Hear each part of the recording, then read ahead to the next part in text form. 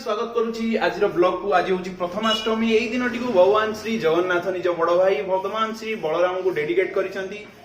एई दिन रे आमे गुरु गुरुजन जो माने अछंती सेमान को सम्मान दबा दृष्टि रु एई दिवसटी पालन करा जाय तथा आज महाप्रभु लिंगराजଙ୍କର ମଧ୍ୟ आज जन्मतिथि एवं लिंगराज महाप्रभु आज निज मामू घर को जिबे परुआ हवा पई बहुत किछि कथा हवा आगो को। चलंतु आरंभ करिबा आज ब्लॉग को। मोर ड्यूटी टाइम हे गलानी दे दियो खाए को हम पळेबा ड्यूटी एटे को जा हमर काहे की करा जाय प्रथमाष्टमी पालन। बड़ ठाकुर बलभद्रंकर जन्मदिन उपलक्षे आमे माने प्रथमाष्टमी पालन करू। ए बाबा सेही अवसर रे आमे माने आज बहुत पिठापଣା करी बड़ ठाकुर को अभिनंदन जणाउछु। ता सहित पतिदेव जीवे ड्यूटी डालमा टिके प्रस्तुत करि दोछु। तापरे हम ठाकुरंकर पई किछि तरकारी ठा ए सब प्रिपेयर करिके ठाकुरन को पूजा करिबे। माता रानी चलती ना नहीं पूरा चली चालू एंडूर पिठा हो एंडूरी पिठा सब ठाकुर माने जो पढ़ुआ हेबे ताकर सब पोशाक पत्र आसी। आज मोर तो जो खराब मु तो आज खाई बरी पिठा और चली। फ्रेंड्स एबे आमे आसी कि पहुंच जाइतंती जातीय राजपथ 5 नंबर रे एवं एई बाटरे ही मु मोर ड्यूटी कंटिन्यू करे सब दिन। आज गोटे आमर भाई हिसाब हेबे भाई माने आमर सेही लोकल लोक मु जोटी सर्विस करूची से आज इनवाइट करछंती तांका घर को एंडूरी पिठा खाइया पई। बहुत किछि आगु कथा हेबा एवं गोटे नुआ माइकटा जो मगेइथिले एपर्यंत आसीनी से माइकटा आसिला आउरी आमे भलो से कथा हबा बहुत किछि स्टोरी शेयर करिवे आपन मानक संगरे। तो आपण राइड को एन्जॉय करंतु। चलंतु आगे आगे कथा हबा।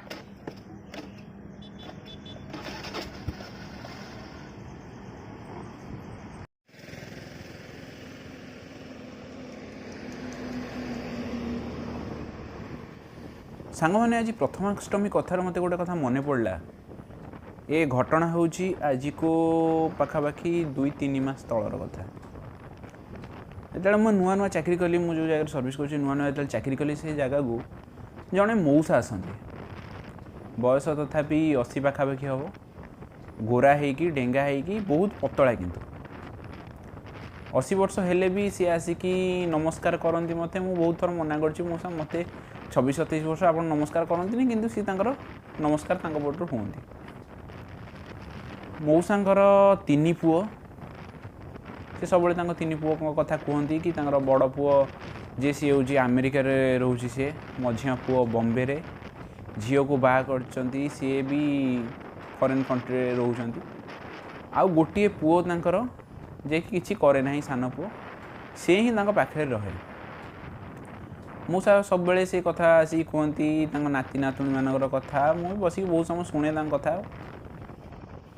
दिनर कर कथा मौसा आसला कहले कि मोर बहुत झाड़ा हो मेडिसिन नहीं गले ORS करिया नहीं गले तथापि राति रे कमिला नहीं और राति रे बहुत अधिका देह खराब हो गला। किंतु मौसा साइकेल चलेगी आसती ये मानिया पड़ो एपर्यंत देखा ठीक हो शुभुची भी ठीक साइकेल भी चलाऊँ 80 वर्ष बयस सी आम मेडिकल आसला सालाइन लगागला मुझे सेपट जो आम वार्ड अच्छी वार्ड को गली मुझे देखी कहली चलची कि ना सालाइन कौन अच्छी मौसा एका थे मुझे बसिली चेयरटा पकईकी से दिन भी बहुत पेसेंट भी बहुत कम स्टाफ मैंने भी जड़े 2 जन छुट्टी भी था बसिली से पचारे मौसा आउ कौन सांगे पुओ आसीनी से मौसा सब कथा कहले से पर्यंत मुझे जानी नी कि जो लोक निज पिला विषय भल भल कथा कहती जो लोक माने निज छुआ को एते भल पाती मन भितर केते दुख से जिनसा मुझे दिन ही जानी छुआ मानू पढ़ी मनीष कर जड़े अमेरिका रे जड़े बॉम्बे रे जड़े को फॉरेन कंट्री रे झील बाहर किंतु कहले जे मते कई पचारना मु मो स्त्री आउ मोर सान पुओटा भी अकर्मा से किसी कहूँ मत कई पचारती आउ सारे आपण जी सेवा करुँच आपण ही मोर गोटे पुओ आउ मु बंची थिबा जाके सारे मते टिके साहाय्य करथिबे। से मौसा भी आ गोटे कथा कहले कि मु बार बार आसिकी जो मेडिसिन नौजी ଆପଣ ମୋତେ ବହୁତ ମାନେ ଖରାପ ଲାଗୁଛି ମୁଁ ଆସିକି ମେଡ଼ିସିନ ନେଉଛି ବୋଲି। ମୁଁ କହିଲି ମୁଁ ସେମିତି କାହିଁ ଭାବୁଛନ୍ତି? ଆପଣ ଅଛନ୍ତି, ଆପଣଙ୍କ ପରି ରୋଗୀମାନେ ଅଛନ୍ତି ଯେଉଁଥିପାଇଁ କି ତାଙ୍କ ପାଇଁ ଆମେ ପଇସା ପାଉଛୁ। ଆମେ ଏଠି ବସିଛୁ ଆପଣମାନଙ୍କୁ ମେଡ଼ିସିନ ଦେବା ପାଇଁ, ଆପଣମାନଙ୍କ କଥା ଶୁଣିବା ପାଇଁ। ସେମିତି ଆପଣ କ'ଣ ପାଇଁ ଭାବୁଛନ୍ତି? ଆଉ ଭାରି ସ୍ୱାଭିମାନୀ ଲୋକ, କାହାଠୁ ଗୋଟେ ଟଙ୍କା ବି ନେବେନି, ଭାରି ସ୍ୱାଭିମାନୀ। ଆଉ କଥା ପେଟ ପୁରିଯିବ, ମୁହଁ ଦେଖିଦେଲେ ପେଟ ପୁରିଯିବ ସେ ମୂଷାଙ୍କର। ମୁଁ ତଥାପି ଦେଖିନି ତାଙ୍କୁ, ହେଇଗଲାଣି କେମିତି କ'ଣ ଅଛନ୍ତି ତଥାପି, କିନ୍ତୁ ମାସେ ହେବ ମୁଁ ଦେଖିନି। ଅବଶ୍ୟ ଏଇ ପାଖ ଗାଁର ଅଛନ୍ତି ଘରେ ହିଁ ଏବେ ବି, କିନ୍ତୁ ମୁଁ ଦେଖିନି ତାଙ୍କୁ ମାସେ ହେଲାଣି। ଥରେ ତାଙ୍କ ହାତଟା ପୁରା ବହୁତ ମାନେ ଏକ୍ଜିମା ଟାଇପ୍ର ହେଇଯାଇଥିଲା ହାତରେ, କିନ୍ତୁ ସେଇଠୁ ମୁଁ କହିଲି କିନ୍ତୁ ସେମିତି ତ ତାଙ୍କୁ ଯଦି ମୁଁ କହିବି ମଉସା ମେଡ଼ିସିନଟା କିଣିକି ନେବେ, ପଇସା ଦେବି, ସେ ତ ନେବେ ନାହିଁ। ମୁଁ ସେଇଠୁ ଗଲି, ଯାଇକିରି ମୁଁ ନିଜେ କିଣିଲି ମେଡ଼ିସିନ। ତାଙ୍କୁ କହିଲିନି, ମୁଁ ଯଦି କହିଥାନ୍ତି ଯେ ମୁଁ ପଇସା ଦେଇ କିଣିଛି ବୋଲିକି ସେ ନେଇନଥାନ୍ତେ। ମୁଁ ଗଲି ସେଇଠୁ ନେଇକିରି ମେଡ଼ିସିନ କିଣିକି ଆଣିଲି, ତାଙ୍କୁ ଦେଲି। ଆଉ ଯାହା ବି ମେଡ଼ିସିନ ଆମର ଥିଲା ତାଙ୍କୁ ଦେଇଦେଲି। ଖୁସିରେ ଯାହା ହଉ ନେଇକି ଗଲେ। ସେଇ କଥାରେ ଗୋଟେ କଥା ମନେ ପଡ଼ୁଛି, ତାହେଲେ ପିଲା ଛୁଆଙ୍କୁ ଏତେ ପାଠ ପଢ଼େଇକି ଆମେରିକା ସେମାନେ ଗଲେ, ଇଂଲଣ୍ଡ ଗଲା, କିଏ ଫ୍ରାନ୍ସ ଗଲା, କେବଳ ଖାଲି ଘରେ ବସିକି ନିଜ ମନକୁ ଖାଲି ବୁଝେଇବା କଥା କି ମୋ ପୁଅ ଆମେରିକାରେ ଅଛି, 5ଟା ଲୋକଙ୍କ ଆଗରେ କହିଦେଇକି ଟିକେ ଛାତି ଫୁଲେଇ ଦେବା କଥା। କିନ୍ତୁ ଆପଣ ସେ ଜାଗାରୁ ଆଇଲା ପରେ ଯେଉଁ 5ଟା ଲୋକଙ୍କ ଆଗରେ ସେ କଥା କହିଥିବେ, ସେ ପଛରେ ବି ଆନାଲିସିସ୍ କରିବେ କି ଇଏ ଉପରେ ସେମିତି କଥା କହୁଛି, କିନ୍ତୁ ପୁଅ ଝିଅ ତ ପଚାରୁନାହାନ୍ତି, ଲାଭ କ'ଣ? ଏଇ କଥାଟି ସେମାନେ ନିହାତି କହିବେ। ଆଜି ବାପା ମାଆଙ୍କୁ ତୁମମାନେ ପଚାରୁନ, ଏମିତି ସମୟ ଆସିବ ତୁମ ପିଲା ଛୁଆ ବି ତୁମକୁ ପଚାରିବେନି। ଦୁନିଆଟା ସେମିତି ଚାଲିଛି। ଆଜି ବାପା ମାଆଙ୍କୁ ପଚାରିବନି, କାଲି ତୁମ ଛୁଆ ବି ତୁମକୁ ପଚାରିବେନି। ସେମାନେ ଯାହା ଶିଖିବେ। ରିଲେସନ୍ଟା କେମିତି ବିଲ୍ଡ ହୁଏ? ଗୋଟେ ଛୁଆ ଯେତେବେଳେ ତା'ର ପ୍ୟାରେଣ୍ଟସ୍କୁ ଦେଖେ, ମୋ ବାପା ମାଆ କ'ଣ କରୁଛନ୍ତି, ଠିକ୍ ଭୁଲ କେଉଁଟା, ସେ ସେଇଠୁ ହିଁ ଶିଖେ। ମୋ ବାପା ଏଇଟା କରୁଛି ତ ଏଇ ଜିନିଷଟା ଠିକ୍, ମୋ ବାପା ଏଇ ଜିନିଷଟା କରୁଛନ୍ତି, ଏଇ ଜିନିଷଟା ଭୁଲ। ସେ ସେଇଠୁ ବାପା ମାଆ ଠାରୁ ଶିଖିବ ନା। ଯେହେତୁ ଦେଖିବ ଜେଜେ ଜେଜେ ଗାଁରେ ଅଛନ୍ତି, ବାପା ମୋର ବିନ୍ଦାସରେ ଆସିକି ଟାଉନରେ ରହିଛି, କିଛି ଟେନସନ୍ ନାହିଁ, ଫରେନ୍ କଣ୍ଟ୍ରିରେ ରହିଛି, କ'ଣ ଆମେ ବି ସେମିତି କେତେବେଳେ ହେବା, ଆମେ ବି ଛାଡ଼ିକି ଯିବା, କ'ଣ ଅସୁବିଧା ଅଛି? ଏଇଟା ଜେନେରାଲ୍ ଥିଙ୍ଗ। ତାଙ୍କ ପାଇଁ ଏଇ ଜିନିଷ ଗୁଡ଼ା ସାଧାରଣ ହେଇଯିବ। ଯେଉଁ ଜିନିଷଟା ଆମେ ଭାବିବାକୁ ସ୍ୱପ୍ନରେ ବି ଭାବିପାରିବା ନାହିଁ, ସେଇ ଜିନିଷଟା ତାଙ୍କ ପାଇଁ ପୁରା ବହୁତ ଇଜି ହେଇଯିବ। ଫଳରେ ସେମାନେ ଛାଡ଼ିକି ଯିବେ। ପରବର୍ତ୍ତୀ ସମୟରେ ଜଣେ କହିଲେ ଆଉ ଯାହା ହଉ ମାନିବାକୁ ପଡ଼ିବ, ତୁମ ବାପା ମାଆକୁ 2 ଜଣ ଚାକିରି ହେଇକି ତୁମକୁ କେମିତି କ'ଣ ସମ୍ଭାଳିଥିଲେ?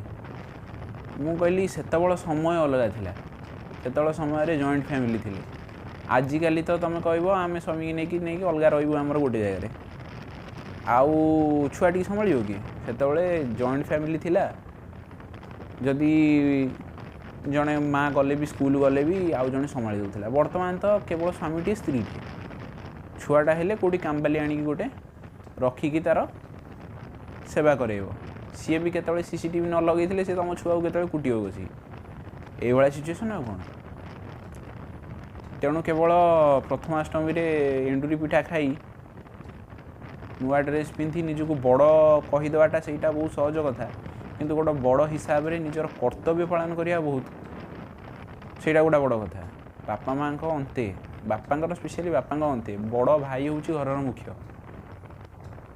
ତେଣୁ ସେ ଦାୟିତ୍ୱ ନିଜ ମୁଣ୍ଡରେ ବି ମୁଣ୍ଡେଇବା ଦରକାର। ଆଉ ଆଜିକାଲି କ'ଣ କହିବ, ବହୁତ ଏମିତି ସିଚୁଏସନ୍ ହେଇଗଲାଣି ଯେ ଭାଇ ଭାଇକି ପଚାରୁନି। ଏଇଟା ତ କମନ୍ ଜିନିଷ ହେଇଗଲାଣି। ସେ ବିଷୟରେ ଆମେ ତ ଆଲୋଚନା ଆଉ କ'ଣ କରିବା, ସେଇଟା ତ ସମସ୍ତଙ୍କୁ ଜଣାଥିବ। ଖैର, କିନ୍ତୁ ଆଟଲିଷ୍ଟ ନିଜ ମା ବାପାଙ୍କୁ ତ ପଚାରନ୍ତୁ। ଭାଇ ଭଉଣୀ କଥା ଛାଡ଼ନ୍ତୁ, ମା ବାପାଙ୍କୁ ତ ଆଟଲିଷ୍ଟ ପଚାରନ୍ତୁ ଯେ ଏତେ କିଛି କଲେ, ତୁମର ଘୁଅ ମୁତ ପୋଛିକି ତୁମ ମଣିଷ କଲେ, ଆଟଲିଷ୍ଟ ସେଇମାନଙ୍କ ତ କରନ୍ତୁ। ବାକି ଅନ୍ୟମାନଙ୍କର ତ ପରର କଥା। ଚ୍ୟାନେଲଟା ଖୋଲିଛି ସାଙ୍ଗମାନେ କେବଳ ଆପଣମାନଙ୍କ ସାଙ୍ଗରେ କଥା ହେବା ପାଇଁ। ବହୁତ କିଛି କଥା ହେବାର ଅଛି, ବହୁତ କିଛି ଲୋକଙ୍କୁ ସାହାଯ୍ୟ କରିବାର ବି ଅଛି, ଯେଉଁଟାକି ଏବେ ମୁଁ କରିପାରୁନାହିଁ। ଯଦି ଭଗବାନ ଚାହାନ୍ତି ତ ଏଇ ଚ୍ୟାନେଲ ମାଧ୍ୟମରେ ଯଦି କୌଣସି ଲୋକଙ୍କର ସାହାଯ୍ୟ ବି କରିହେବ ତ କରିବା। ଯଦି କୌଣସି ଲୋକର ଅସୁବିଧା ଆପଣମାନଙ୍କ ପାଖରେ ପହଞ୍ଚାଇବାକୁ ହୁଏ ତ ଏଇ ଚ୍ୟାନେଲ ମାଧ୍ୟମରେ ବି ପହଞ୍ଚାଇବା। ଦେଖିବା, ସିଏ ତ ଅଛି, ଇଏ ତ ଆରମ୍ଭ ହେଲା। ତେଣୁ ଜଗନ୍ନାଥଙ୍କ ପାଖରେ ପ୍ରାର୍ଥନା କରୁଛି, ପ୍ରଭୁ ବଳଭଦ୍ରଙ୍କ ପାଖରେ ପ୍ରାର୍ଥନା କରୁଛି କି ଚ୍ୟାନେଲକୁ ବହୁତ ଆଗକୁ ନିଅନ୍ତୁ। ଆପଣମାନଙ୍କ ସହଯୋଗ ବି ନିହାତି ଦରକାର। ଏମିତି ବ୍ଲଗ୍ ଆସିବ, ବହୁତ ବ୍ଲଗ୍ ଆସିବ, ବହୁତ ପର୍ଯ୍ୟଟନ ସ୍ଥାନମାନଙ୍କୁ ଯିବା, ସେଠି ବି ଦେଖିବା ବ୍ଲଗ୍। ଏଇ ତ ଥିଲା କଥା।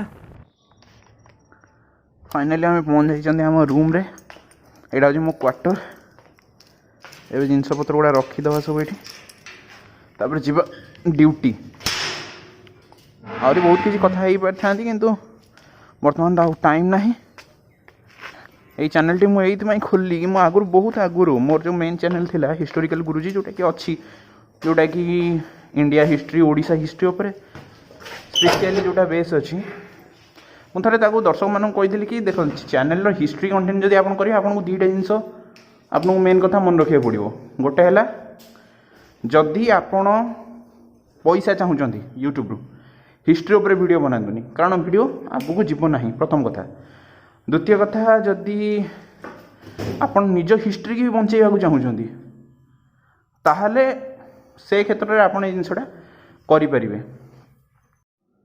सांग मैंने संध्या होना बर्तमान 7:30 बर्तमान आम मिसेस चैनल गीत गोटे शूट करा जो सेटअप बर्तमान रेडी चलती मुझे देखा सेटअपटा केमती अच्छी मुझे आगे पड़े जाए